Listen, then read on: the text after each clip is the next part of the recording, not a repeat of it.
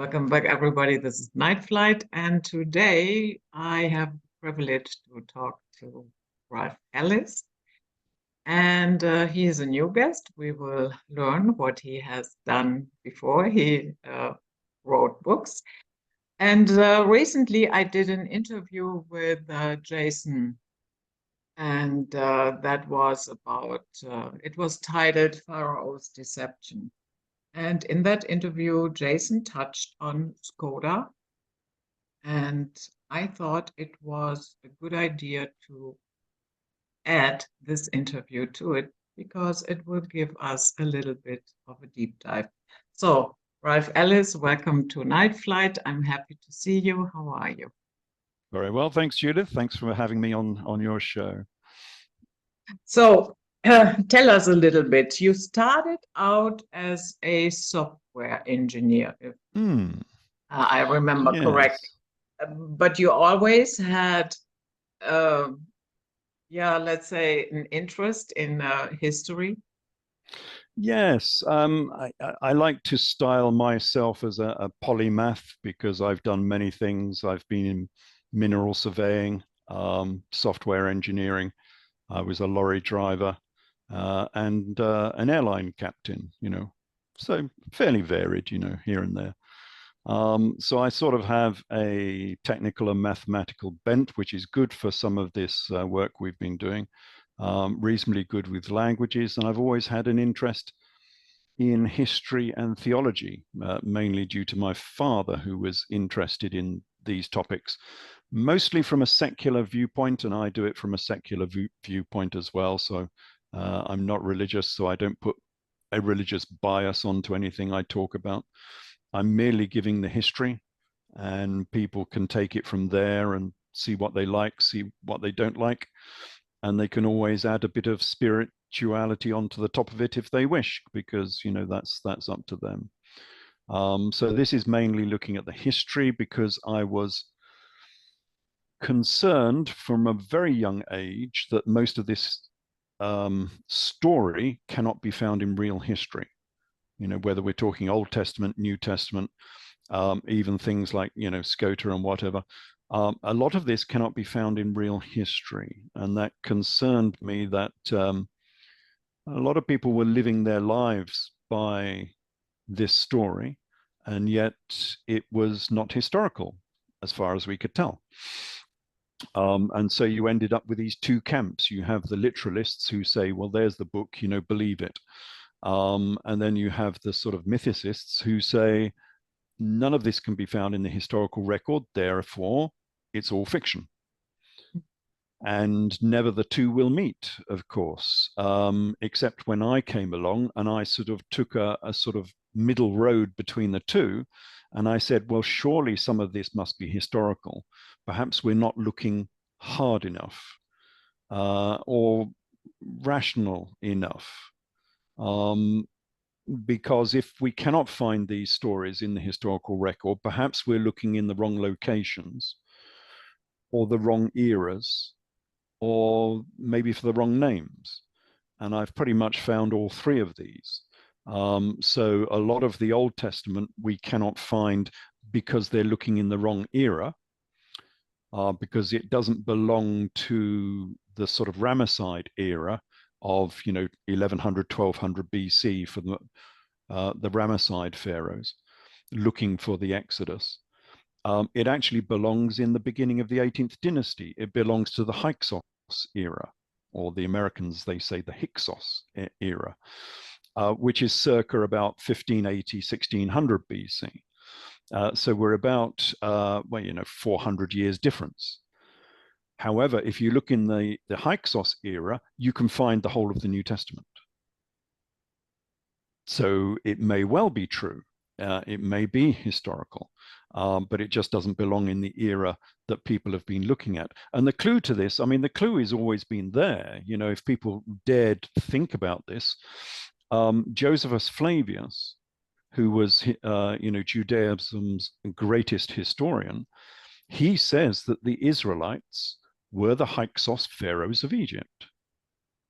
Now, there's a clue for you. So history itself, if we dare believe it, says that the Israelites were the Hyksos, and therefore the Israelite exodus was the Hyksos exodus out of Egypt, because those two exodus events were identical, apart from the date, of course.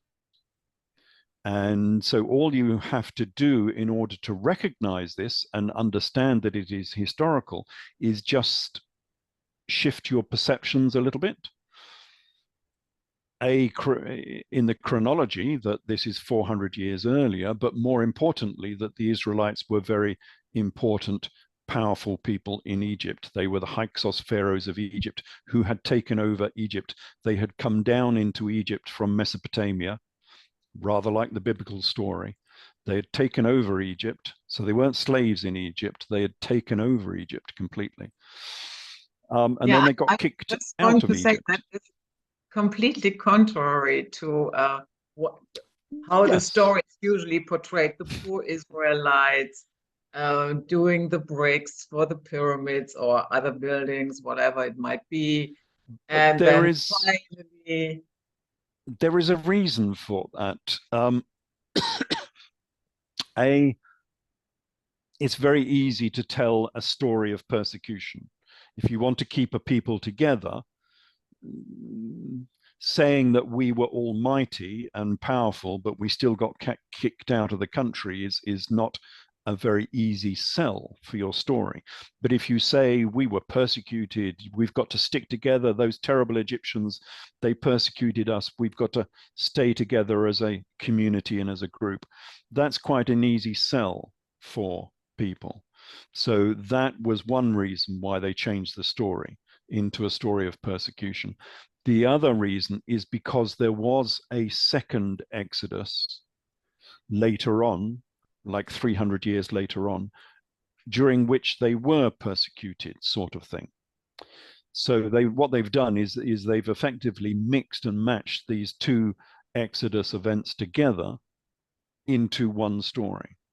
And so, yes, I suppose they could say they were persecuted, because in the second Exodus, they sort of were persecuted. But the main story, the Great Exodus, as it were, matches in every manner with the Hyksos Exodus. So, I mean, for instance, there was a group of people who were known as shepherds. They were both known as shepherds because the Hyksos were the shepherd kings. They wore curly side locks of hair and earrings. They were circumcised. They came down into Egypt. They had a war with the Egyptians. One of their pharaohs, would you believe, was called Jacob. One of the Egyptian pharaohs was called Jacob, exactly the same as in the Old Testament text. And then there was a great eruption. So there was a pillar of fire and a pillar of smoke. There was a great ash fall. Remember, Moses says, take handfuls of ash from the hearth of the fire and cast it up into the sky, and it will become a small dust all across the lands of Egypt. Well, that actually happened during the Hyksos era. So that was the great ash fall. There were 3 days of darkness. There was a parting of the waters. That was the great tsunami that came from this eruption. There was about somewhere between 200,000 and 500,000 people were kicked out of Egypt by the Egyptians. They went from Pyramisi and they went to Jerusalem. Familiar story? That actually comes from real history. That doesn't come from the biblical text. That is an account of the Hyksos exodus out of Egypt. And it just happens to be identical to the biblical exodus out of Egypt. So surely we should be able to say that these were, the same event, because there were 5 sort of black swans here. a black swan being something so unusual you could never make it up yourself. And yet we've got 5 of them altogether that somehow a chronicler from the biblical era has managed to stitch together, not knowing perhaps that all of these 5 events are associated with a maritime volcano. I mean, how would you know that if you'd not actually been there and seen this maritime volcano? The volcano in question is Thera or Santorini, which exploded in about 1600 BC. It was the largest explosion in recorded history, bigger than Krakatoa. And so this went off in the Mediterranean basin, just north of Crete, and it devastated the eastern Mediterranean. Now, that surely is something that is worth recording if you've got good chroniclers at the time.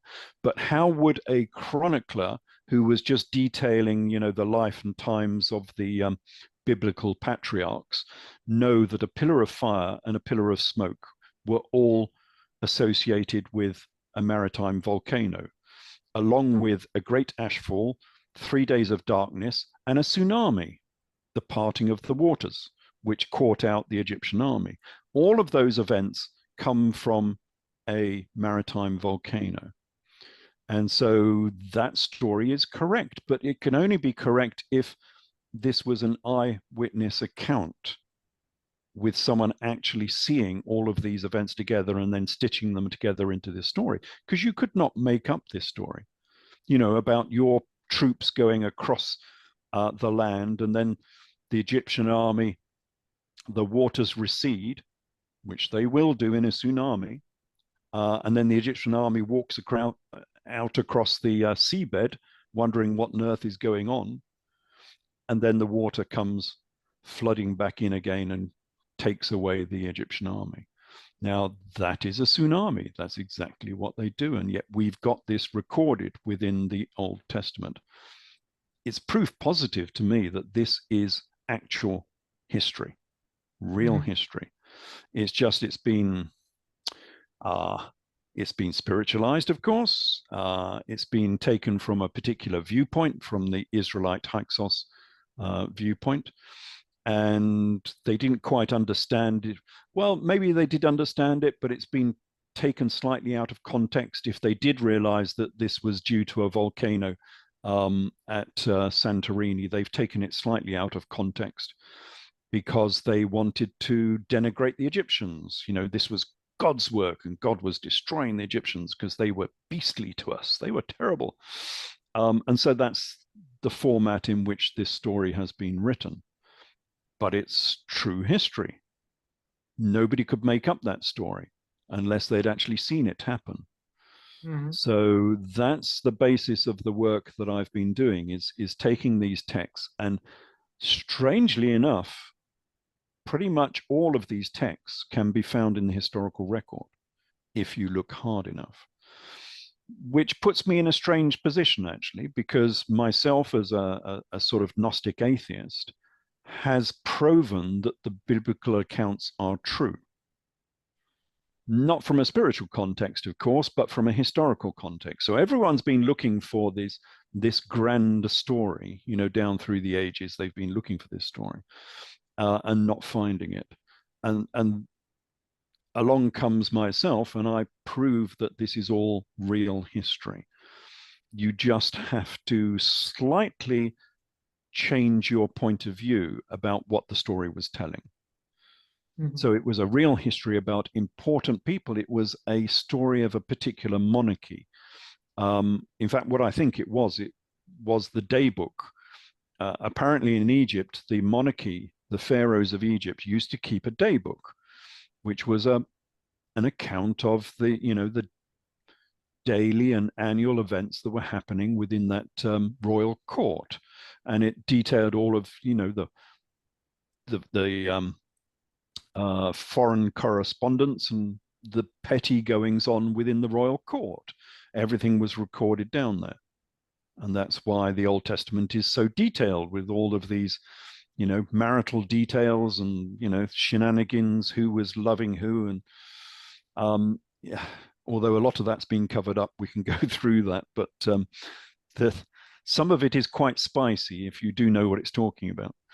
But all of it is just recorded in the day book of the Egyptian pharaohs, and that's what we've got. We have the day book of the Hyksos pharaohs of Egypt.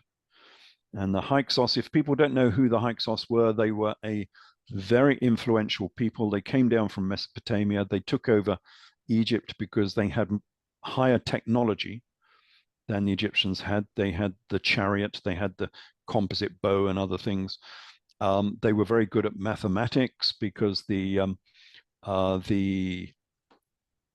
mathematical papyrus, I forget what it's called, it's got a special name, but anyway, there's a at the British Museum, there's a mathematical papyrus that is a Hyksos document, and yet it's got a lot of the standard mathematics and so on and geometry that you would understand today, and so they knew and understood all of this.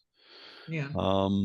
And we have a record of their monarchy, everything that they did, and we just call it the Old Testament, the Torah.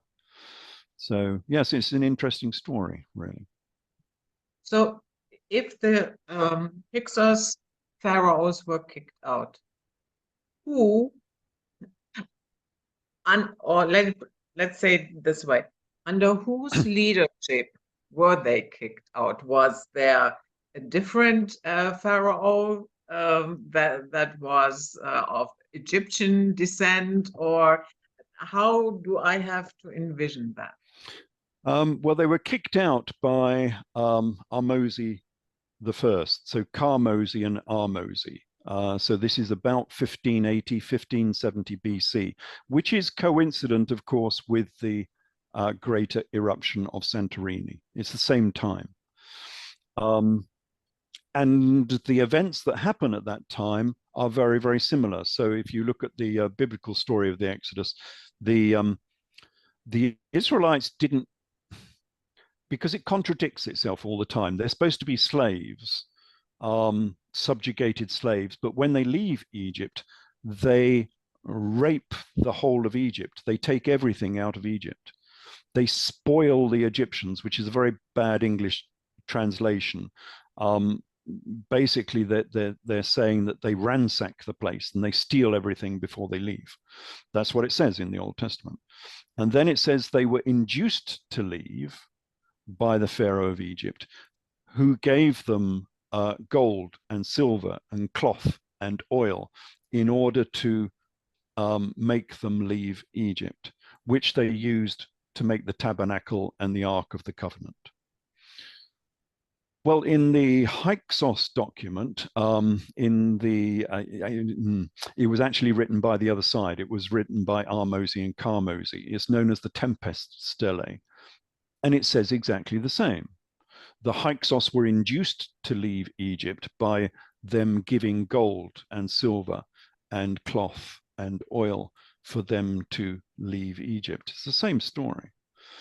And where did they go to? Well, they went all across the Mediterranean, I think. Now, if you read Manetho, because we've got a history of this, a real history from Manetho, who's the Egyptian historian from the 3rd century BC. And he has a great advantage over us because he spoke Egyptian, which is a definite advantage. He says that they went to Jerusalem, same place that the Israelites went to. I think that they went into more diverse locations than this. I think they went out across the Mediterranean, rather like the Scota story that we're going to talk about in a minute, where they also went out across the Mediterranean. I think there is evidence that these people, when they were kicked out of Egypt, went to all of the islands, which may have been uninhabited, I don't know, across the Mediterranean, because they had the technology to do so. I mean, Egypt was fairly good at making boats, but they had very strong contacts with the Cretans, with the Minoans. And the Minoans, of course, and Santorini is right next to the Minoan island of Crete, were the consummate maritime nation of the Mediterranean. They controlled all of the trade across the Mediterranean. So if you wanted to go somewhere and you had these close contacts with Santorini and the Minoans, and of course, the Santorini eruption had destroyed the island of Santorini, and all of those people had been exiled themselves. So they were pushed out from Santorini by the big volcano there. And we know they weren't caught out and died there because there are no bodies. This comes from the town of Akrotiri on the island of Santorini, and all of the houses are still there, but there is no one has been entombed there. So they were all pushed out, and of course, yeah, they went down to Crete, but they also went to Egypt because we know there was a Minoan palace in the Nile Delta at this time. And from then on, they had a presence in the Nile Delta. And that's why later on, you know, the pharaoh Akhenaten and his new art form that he introduced into Egypt with this new naturalistic art form. That's pure Minoan because they had these close contacts and they had this Minoan palace in the Nile Delta at the time. So if these Hyksos were pushed out across mainly sort of to Jerusalem, they could also have gone by boat to anywhere in the Mediterranean basin. And I think they did, because I think they have something to do with the founding of Greece.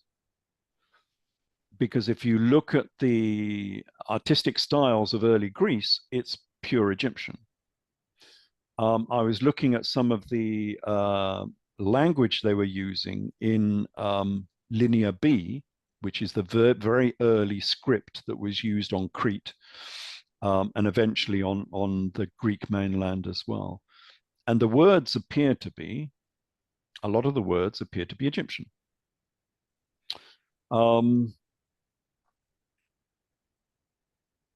It would also explain, so it might explain the setting up of places like Sparta, because Sparta was a new society that came into the southern peninsula of Greece and took over the region and subjugated the people there. So the Spartans didn't work. They just controlled the army, the authority, of course, and they used a subjugated workforce, the helots, to do all of the work, who they had taken over.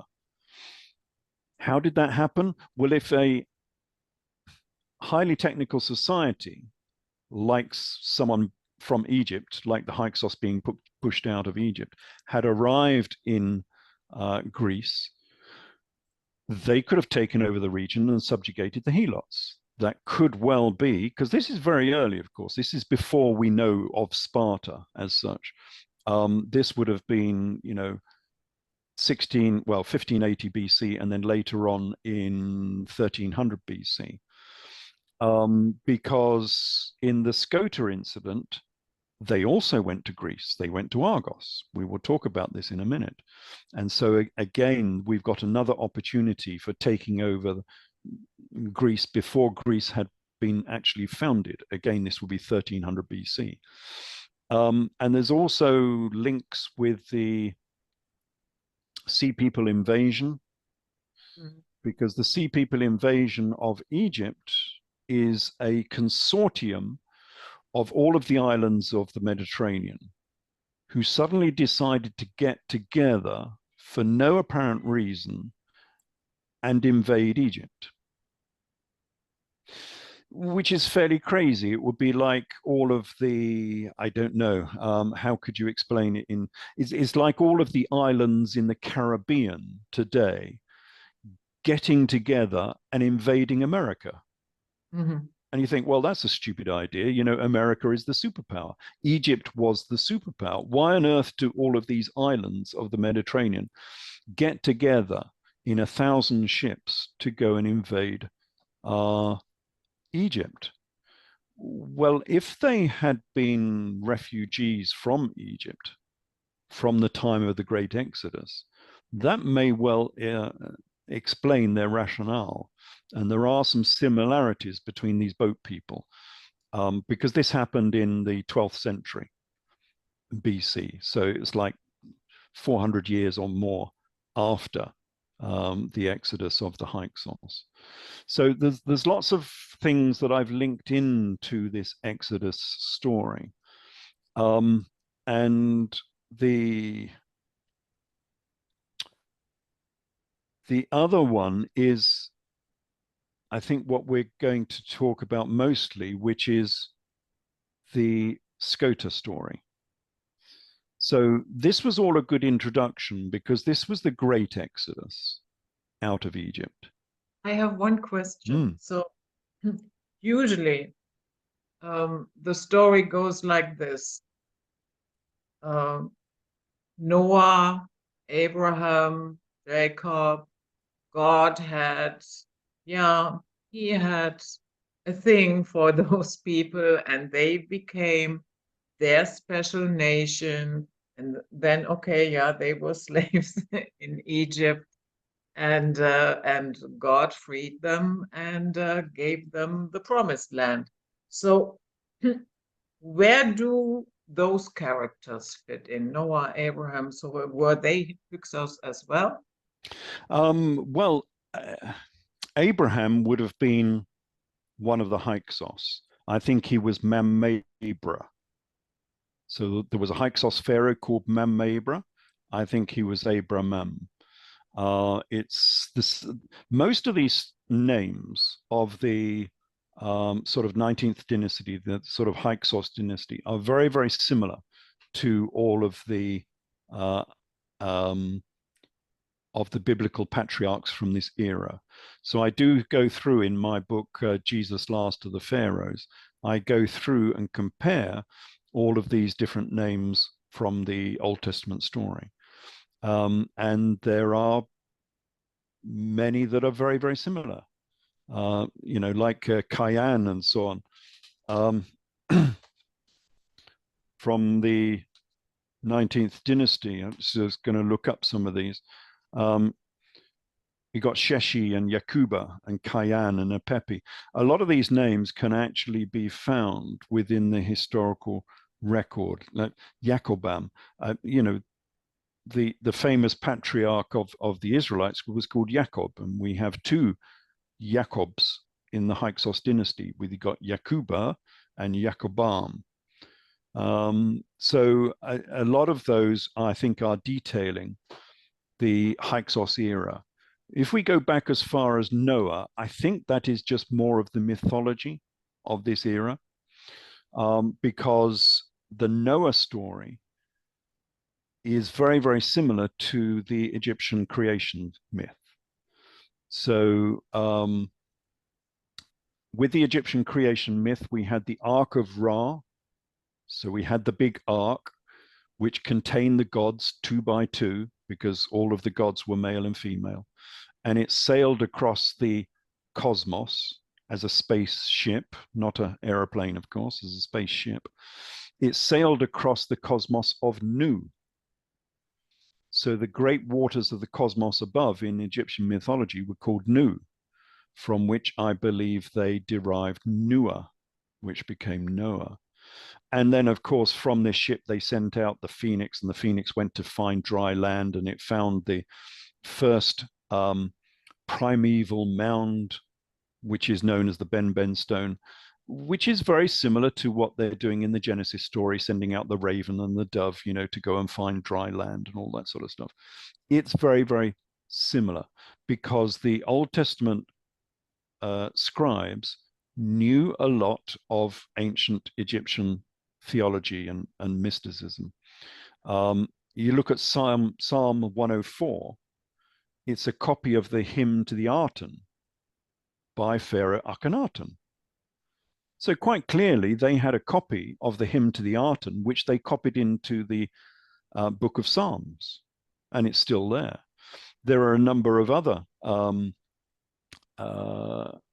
Egyptian texts which have been copied into the biblical text. Even the Ten Commandments is the same as the declarations that were made before Ma'at, when you visited Ma'at during your death, to say that I have never killed, I've been a good person, etc. It's very, very similar to the Ten Commandments. So it's quite clear that these scribes, these biblical scribes, had been a part of the Egyptian system and understood a lot of their theology and their just common mythology that they had written down over the years. And looking at, well, we might as well introduce this. If we look at the Genesis story, I think that this is in the wrong place. I don't think it is actually a Genesis story. It's not a creation epic. I think they were talking about Amarna. So if I do a quick share screen and share this image. Now, does that come up as an image? Yes. It has. And is it a full image? Does it fill the screen? Yeah. I can't see it here. I pull you down here so we can see it better. Yes. I'm just trying to display it on my screen as well. Okay. So viewers will probably recognize this is Michelangelo. This is Adam and Eve being, she's not a very pretty Eve, is she? She's somewhat muscular, you might say. Yeah. Well, on the right, because they're on the left, of course. There's Adam and Eve on the left, and then on the right is when they get thrown out of the Garden of Eden. And so this is the common mythology from the biblical text. We have this first Adam and Eve who are naked in the Garden of the Eden. I think this is talking about the Amarna dynasty, because a lot of this story comes down from the events of the Amarna dynasty. And that is the dynasty of Akhenaten and Nefertiti. Very famous now. And what is the resemblance with Well, what we're looking for is a story about two naked lovebirds who are living in the Garden of the Eden. Well, here they are. So in Egypt, Akhenaten and Nefertiti always displayed themselves as being naked. And they lived in the Garden of the Aten, or if we pronounce that correctly, the Garden of the Eden. That was, their god was known as Eden, and their god had a garden. The pharaohs always made a garden for their god, because gods obviously appreciated their gardens, and so they lived in the Garden of the Eden. And here are the two naked lovebirds. And on the left here, we see this is Akhenaten himself, and he's displayed as being not only semi-feminine, but also naked. And the one in the middle is Nefertiti herself in middle age, you might say. And on the right, we have one of her daughters, again displayed naked, except for a very diaphanous robe that she's wearing there.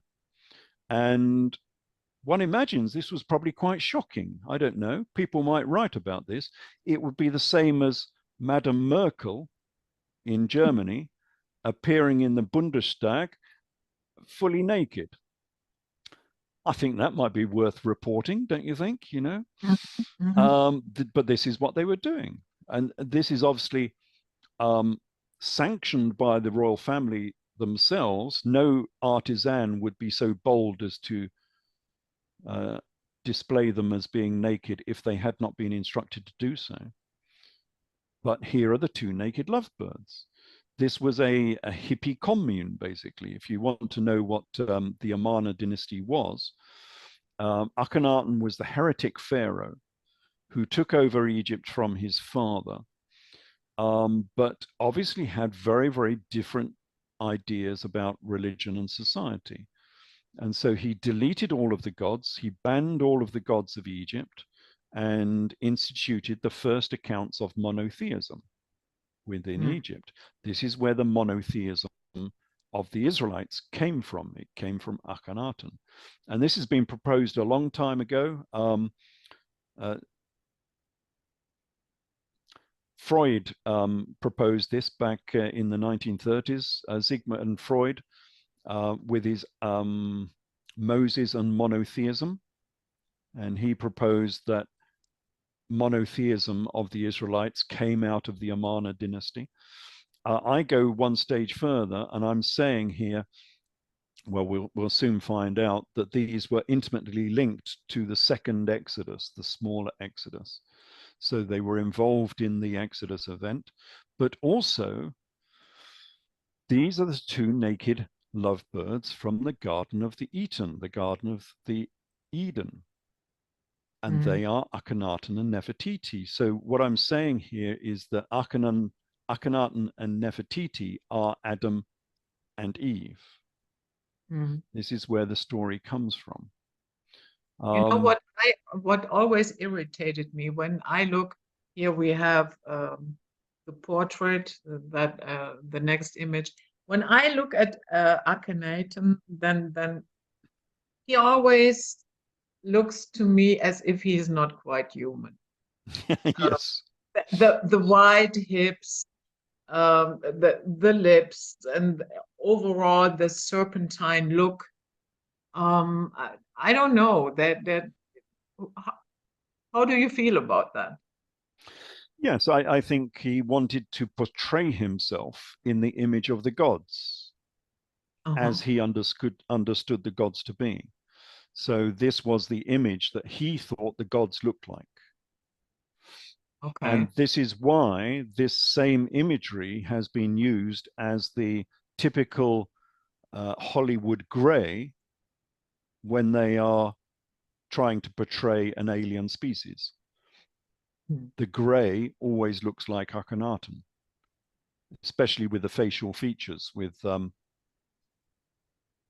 sort of narrow jaw, the sort of triangular shaped face, almond-shaped eyes, very non-human looking. But this is the typical Hollywood grey if they're trying to portray a alien species. So we're doing exactly the same today as Akhenaten was doing then. This was the image of the gods that he thought how they appeared.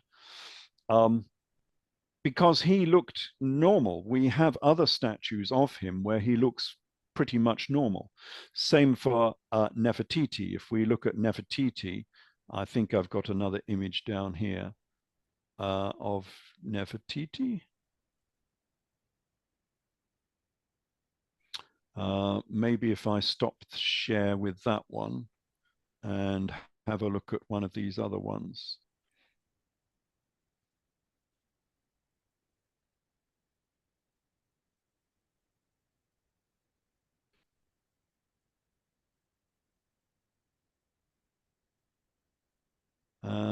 If you don't mind, I'll just have a quick look to see if I can find. But of course, what you just said, that Genesis is a story about Amarna, the Amarna dynasty. To some people, that is earth-shattering. Yes, but we know that this dynasty is very closely linked to the Gospels, to the Old Testament story, because the Old Testament has borrowed so many books from the Egyptian culture. We know that these people lived in Egypt for 400 years. Well, anywhere between 200 and 400 years. The only thing that we are not sure about is how important these people were, but if they were the Hyksos, then they were very important people, very powerful people within Egypt. They would have spoken Egyptian. Jacob was the prime minister of all Egypt. Now, you don't become the prime minister of Egypt unless you can speak fluent Egyptian and understand all of the religion and culture of Egypt. He was prime minister of Egypt. He was second only to Pharaoh. Yeah. And after a bit of manipulation with the famine, he managed to get a 20% cut on all of the produce of Egypt. Therefore, he was the most powerful and richest person in the whole of Egypt. Yeah, of course, this story is closely linked to Egypt. Moses was the army commander in command of the Egyptian army. It says so in the works of Josephus. In fact, he went down to Nubia in southern Egypt to defeat the Nubians. And he defeated them, and he married the Nubian princess, who was called Tharbis. That's how important these people were. He was the chief army commander of the Egyptian army. These people were intimately involved with Egyptian politics and the Egyptian royalty. So, yes, of course, they would have, this story would be intimately linked with everything Egyptian. And here's another thing. How can the Israelites lose their sacred mountain? It's simply not possible, is it? They write about everything. This is a very cultured society that is highly literate. They write everything down. They record everything. And yet they lost their sacred mountain where God lived, you know, the very mountain where God lived, and they lost it. Nobody knows where it is. It's stupid, isn't it? Of course they know where it is. It's just they don't want to admit where it is because it's too intimately linked to Egypt and to Egyptian culture. And so they have to deny it because it goes against this narrative that they've put out about, you know, the Israelites being poor slaves in Egypt, etc. And they're, you know, being always monotheists. They've never been anything other than monotheists. But of course, we know exactly where Mount Sinai is, and we know it by the descriptions we have on it. So Mount Sinai is on the edge of a desert. It's the largest mountain in the region. It's very sharp and it's difficult to climb. But it's small enough that you can cordon it off because you weren't allowed to touch it. So you could put a fence around it. So you couldn't touch the mountain. It has a cavern inside it where God lived. So it's a very important place. And Moses actually went up and into the cavern to converse with God. And what else do they say? Oh, yes, at the bottom of Mount Sinai, there is a black pavement, a blue-black pavement that is smooth and shiny and looks like the night sky. So where is Mount Sinai? Considering everything we've been talking about here, well, it's the Great Pyramid of Egypt, isn't it? The Great Pyramid is on the edge of a desert. It's the largest pyramid, the largest mountain in the region, because there are no real mountains in Egypt, you know, if you're looking for a mountain. It's the largest pyramid in Egypt. It's sharp and it's difficult to climb, but it's small enough that you can put a fence around it if you don't want people to touch it because it was sacred. It does have a cavern inside it. That cavern at the bottom of the Great Pyramid was always open because we have people like Strabo talks about it. So we know it was always open. And at the base of the Great Pyramid on the east side, we have the great black basalt pavement, which is dark, it's black and looks like the night sky. Mount Sinai was the Great Pyramid. And that's why when they go on the Exodus event, they end up having 40 years in the wilderness, which is utterly impossible. You cannot stay for 40 years in this Sinai Peninsula. It's a continuation of the Sahara Desert. You're not going to last 40 years in the desert. So what were they talking about here? Well, all of this is it's symbolic, and it's part of an initiation into the culture. This is how they kept some of these secrets. It was done through initiation.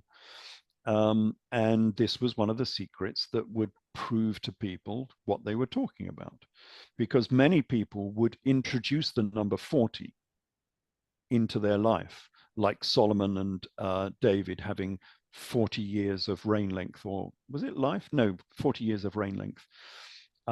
Jesus was 40 days and nights in the wilderness, all of this sort of business. And the number 40 crops up all the time. It's a sign of initiation. That's all it is. They weren't really doing this. And the reason that they were using this is because it directly links back to the Great Pyramid. It's a sign of initiation, that you've been initiated into the mysteries of the Giza pyramid complex, because the Great Pyramid itself is a 40 times copy of pi. So they were using the pi fractional of 22/7. If you multiply 22/7 by 40, you get the size of the Great Pyramid in royal cubits. And strangely enough, we use the same measurement system even today. In America, we used to in Britain before we borrowed a bit of the metric system from Europe. But originally, we used to use imperial units, and the imperial mile is 1,760 yards. Now, it might sound stupid to have a measurement system for a mile of 1,760 yards. Why on earth would you want such a stupid system? Well, the circumference of the Great Pyramid is 1,760 cubits. It's the same measurement system. We're still using it today from thousands and thousands of years ago. Why did they end up with such a stupid system? Well, because it's based on pi. It's based on the denominator, which is number 22/7. So within the imperial measurement system, this will confuse Europeans, I'm sure, but there we go. Within the imperial measurement system, we had the mile, which is 1,760 yards. We had the furlong, which is 220 yards. That's like 10 times pi. That's for horse racing. If you do any horse racing in America or Britain, it's always done by the furlong, not by the kilometer or anything like that. The chain is 22 yards. That's pi, 22/7. That's the length of a cricket pitch. I know you don't play cricket very much in Europe, but a cricket pitch is one chain, 22 yards. And then we come down to a rod or a pole, which is 5.5 yards. And you've got to think, who on earth was making this stupid system where a length would be 5.5 yards? Well, it's a quarter of pi, isn't it? It's a quarter of 22. Mm-hmm. So the imperial measurement system was a base 22 system. It was based on pi.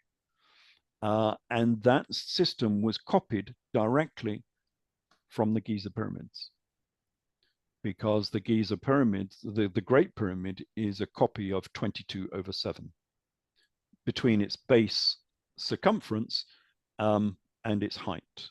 Is an exact copy. So if you were going to let people know that you understood this within an initiatory sort of religion or group, all you would have to say is, I'm 40 years old, or I've reigned for 40 years, or I've been 40 days in the wilderness. And everyone would immediately understand that you have been initiated into the mysteries of the Great Pyramid. Mm. Now that firmly links Israelite culture and society with Egyptian culture and society. And remember that the Israelites used the royal cubit from Egypt. It says so in the Old Testament. The length measurement that was used to make the Ark of the Covenant was a cubit and a hand's breadth. And the only cubit that is of that measurement is the royal cubit of Egypt. So a standard cubit is 6 hands, but the royal cubit is 7. And it's a 7 cubit hand because that is related to pi. It is 22/7. And of course, the finger measurement within that, there were 4 fingers to each hand. So there are 28 fingers in a cubit. And of course, the Great Pyramid is 280 cubits high. It's the same measurement system. So all this was encompassed within Israelite society and Israelite culture. And so it's undeniable that they were intimately involved in Egyptian society. So is it then that the initiation lasted for 40 days? It could have done, because we have from the New Testament, well, from the Torah, no, not the Torah, the Talmud. The Talmud says that Queen Helena, we'll come on to her later, she was a famous queen. She became the queen of the Jews in the 1st century. And Queen Helena had to go on an initiation into the Nazarene sect of Judaism for 7 years. Again, it's something to do with pi, it's 22/7. And so she was initiated for 7 years.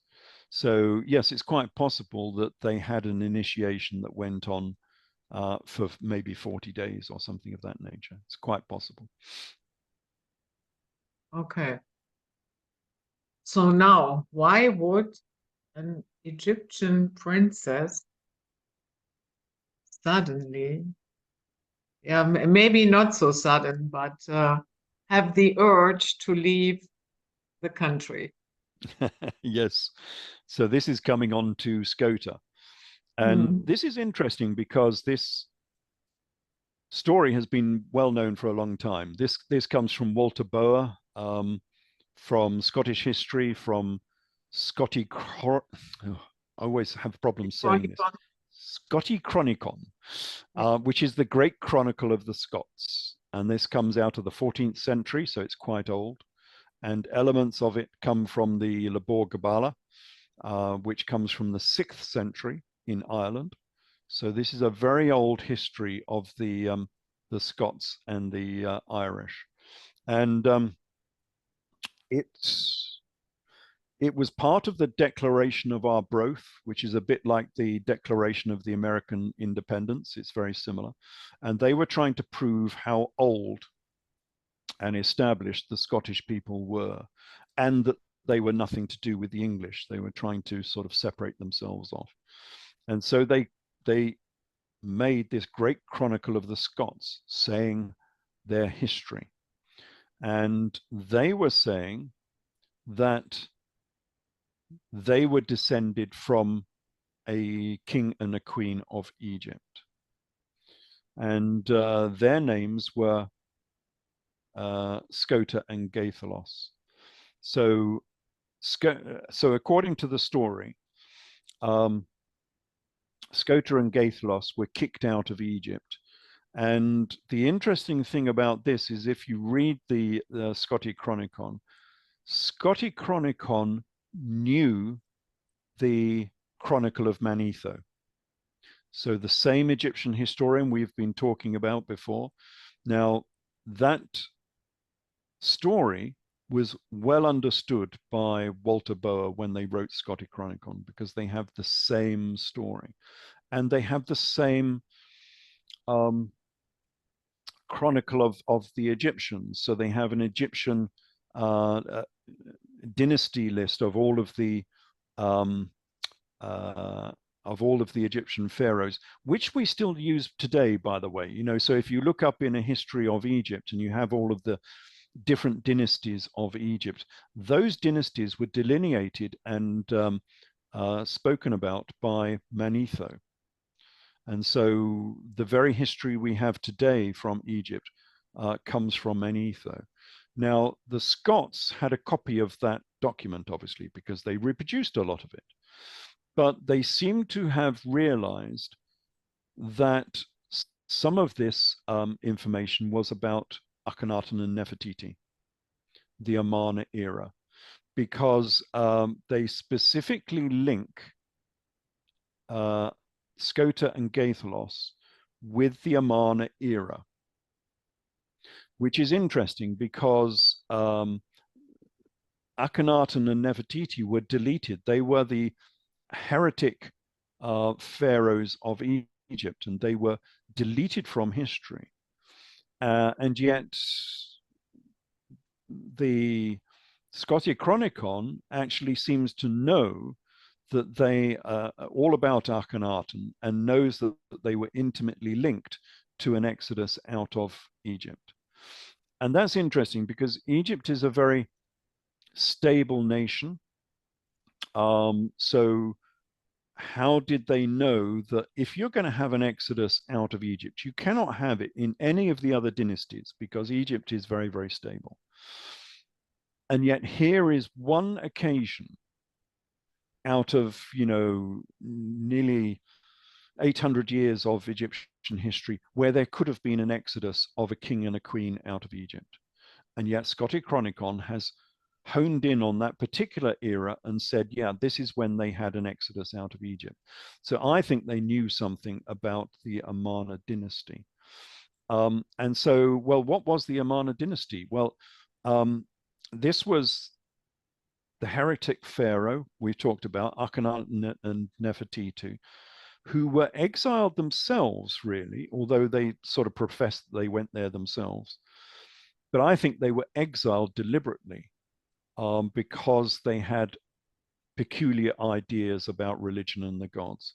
And they were exiled, or they exiled themselves into Middle Egypt. So right in the middle between Upper Egypt and Lower Egypt, they found this new place which had never been inhabited before, by a major city. And they built a new city there called Akhetaten. We call it now Amarna. And if you want to visit it, it's called Elmina nowadays. But not many people go there because it's rather off the map of, the tourist map of Egypt. But it's right bang in the middle of Egypt. And they built a new society there. And basically, they were a bunch of hippies with some new ideas about the gods. And if you want to know and understand the Amarna story, because sometimes it's very difficult to get your mind around what was happening, all those thousands of years ago, because this is 1320 BC, so it's quite a long time. It's 3,320 years ago. It's a long time ago. But if you if you watch Wild Wild Country on Netflix, that is an account of the setting up of Amarna. Now, it's not really, because Wild Wild Country is about a group of hippies, basically, from India, who were following this guru.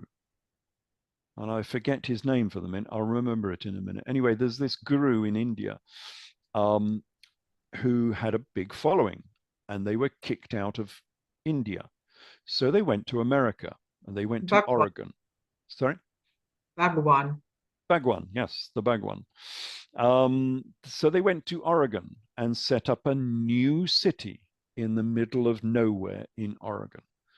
And they had exactly the same sort of history and trials and tribulations as Akhenaten and Nefertiti.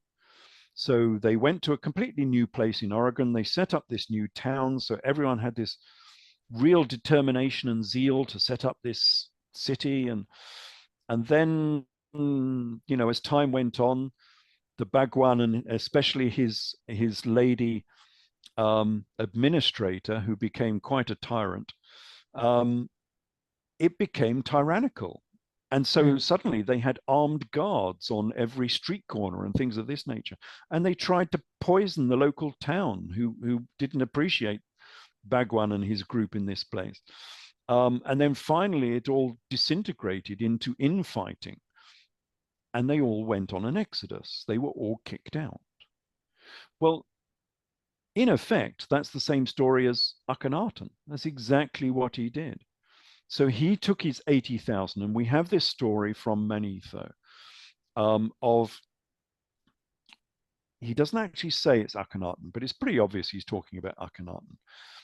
He has the 80,000 lepers and maimed priests who were kicked out of Egypt and went to Middle Egypt to the stone quarries on the east bank of the Nile. Well, Amarna, of course, is on the east bank. And of course, it would have been like a stone quarry because everyone was carving out stones to make the new city, to make the new palace, to make the new temple. It would have rung to the sounds of people chipping away at stones and making all of the tombs for the pharaoh as well, and making mud bricks. Now, there's a familiar theme. Because, of course, in the Israelite story, we have the same story about the Israelites being forced to make mud bricks for the Pharaoh, and the Pharaoh getting incandescent, we would say, absolutely angry, saying, "You will make bricks whether you have straw or no straw. Stop being lazy." You probably remember the quote from the Old Testament. Yeah. Well, here we have an account of the little Exodus, the second Exodus.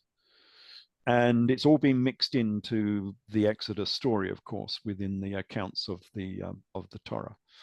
But this is interesting because if you can conflate these two stories, then it gives us a lot more information about what was going on and who these people were. Because, of course, the Torah story forgets to tell you which Pharaoh this was. Time and time again, all the way through this story, it'll just say Pharaoh. Yeah, you know everything, Mr. Scribe, you record everything. So why did you not record the name of the Pharaoh? You knew the name of the Pharaoh. So why didn't you write it down? Why do you just say Pharaoh each time? It's because they're covering up some of this story. They didn't want you to know what they were talking about, because the Pharaoh who was doing this to the Israelite people was Akhenaten. It was their own Pharaoh. It was their own leader who had now become tyrannical, and he was lashing the whip at his people, saying, "I want my new town of Amarna being built. Make mud bricks whether you have straw or no straw." That's why they deleted the name of the Pharaoh. And we know this is true from the historical context because they found the graves, the mass graves of the people who worked there. And they've all been overworked. They've looked at the bones of these people, and they've all show signs of desperately being overworked. But they weren't slaves. This is like the Bagram. This was his followers who had followed him to this era, because in this area, because he had this new religion. So these were his devotees, and yet he was still working them to death because he wanted his new temple building and his new palace and everything else. And the city they built was an absolute ramshackle affair. So he had the finest palace and he had the finest temple, but the town itself was a shanty town. It was terrible. Yeah, so he didn't really care about his people that much. So anyway, these are the links you get between these two stories, almost three stories we've got now. And so in this case, the Moses and Aaron that they're talking about was probably linked to the second Exodus, to Akhenaten, his brother, because the brother of Akhenaten was called Moses. So we have the two brothers. We have Akhenaten and Moses. And in the biblical story, we have Aaron and Moses. And they were the two brothers. And I think that's where they've picked up these names from. Now, the interesting thing here is that rather like the Genesis story, these people were sent on an exodus. Now, in the historical story, people don't normally talk about this. They normally just say that Akhenaten and Nefertiti died. I don't think they did, because there's no evidence for them being buried in Amarna or anywhere else in Egypt. I think they were kicked out and they went on an exodus, a smaller exodus. And we have this evidence from the Scota and Gaithalos story, which also details an exodus out of Egypt. But I think this is a different exodus. I don't think it's the same exodus. So Akhenaten and Nefertiti got thrown out of Egypt. And of course, within the Genesis story, they were naked lovebirds in the garden of the Aten, as we've said. But when they were kicked out of Egypt, they had to cover up. They were indecent. And that's exactly what would have happened to Akhenaten and Nefertiti when they were thrown out of Amarna. Suddenly they were in the big wide world of Egypt, and they would have had to have put clothes on. Exactly, it says in the Genesis story. And remember, the God of the Israelites, since we're here talking about it, is the same as the God of Akhenaten. So the God of the Israelites was known as Yahweh. Everyone knows that one. Yahweh, El, Elohim, Shaddai, the God of storms, and the Aten. So the Israelite God is called the Aten, or the Arden. And the God of Akhenaten was called the Aten, or the Arden. It's the same name. How did they pick that up? Well, because this story is intimately linked with the Torah story. That's why the Israelite God is called the Arden. It's got the same name. So anyway, back in real history, Akhenaten and Nefertiti go missing. I think they went on an exodus. So now the throne's empty. The throne goes down to Smenkhara, who we don't know who he was, but he was obviously related, closely related to the Amarna dynasty. He didn't last very long. He was a young pharaoh, only lasted 1 or 2 years, and that was it. He got kicked out, died, whatever. And then we have Tutankhamun. Now, Tutankhamun, again, was a young boy. I don't think he was related to Akhenaten, because Akhenaten never acknowledged a son. So Akhenaten only ever had daughters. He had 6 daughters and no sons. So I don't think Tutankhamun could have been his son. And here's another connection with the gospel story, of course. Gospel story? No, the Old Testament story. We have the story about the Israelites having all of the sons killed. That could possibly explain why Akhenaten only ever had daughters, because in the Torah it says that the Israelite children were all killed by the midwives, Shiphrah and Puah, who every time a son was born, they killed it. Now, 2 midwives could not do that for all of the Israelites, of course, but 2 midwives could do that to the royal family of specifically Nefertiti.